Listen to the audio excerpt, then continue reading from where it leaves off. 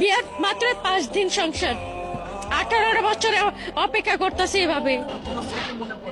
এখনো স্মৃতি মনে পড়ে, হাতের রঙের মেহেদি ছিল তখন। এখনো মাঝে মাঝে মনে পড়ে যে আমার হাজবেন্ড যদি পাশে থাকতো তাহলে হাতের রঙের মেহেদি সবসময় থাকতো, কিন্তু আমার স্বামী নাই, হাতের রঙ ভালো একটা নাই। আমি অনেকটা মিস করতেছি আমার স্বামীকে। এখন যদি আমার জামাই থাকতো তাহলে আমি এখানে আমি আসতাম না, আমার স্বামীকে নিয়ে আমি আসতাম এখানে। জি, মাসে একবার সাক্ষাতে যাওয়া হয়, তাও মানে 20 মিনিট। দেখলে অনেক কান্নাকাটি করে আমার স্বামী বলে যে তুমি এখনো আসছো আমার জন্য। আমি কিভাবে তোমার সান্ত্বনা দেবো? সান্ত্বনা ছাড়া তো আর কোনো উপায় নেই। এখন আজকে যদি আমার স্বামী থাকতো তাহলে আমার একটা বাচ্চা থাকতো, আম্মু আম্মু করে ডাকতো।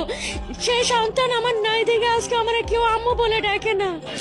আজকে যদি আমার স্বামী থাকতো তাহলে আমার কত সুন্দর একটা জীবন যেমন কাটাতে পারতাম ভাইয়া। আজকে আমার স্বামীরে নিয়ে ঘুরতে পারতাম, ভালো একটা খাবারের রেস্টুরেন্ট খাইতে পারতাম, স্বামীরে নিয়ে বাজার টাজার করে খাইতাম, ভালো একটা মানে পরিবেশ হইতো। আমার বলছে তুমি আর কতটা আশ্বাস থাকবা? আমি কবে না কবে বার হয়, তোমার এখনো যৌবন আছে, তুমি বিয়ে করতেছো না কেন? আমি বিয়ে করতেছি না, তোমার অপেক্ষায় আসছি। তুমি মরলে আমি মরবো, তুমি বাচ্চা থেকে আমি তোমার পাশে আসছি, যুদ্ধ করে হলে আমি তোমার পাশে আমি থাকবো। আজও আমি তোমার হাত ধরে আসছি, আমি তোমার হাত ছাড়তে পারবো না। আমি একবার কবুল করছি, আমি আর তৃতীয় আমি কবুল করতে চাই না।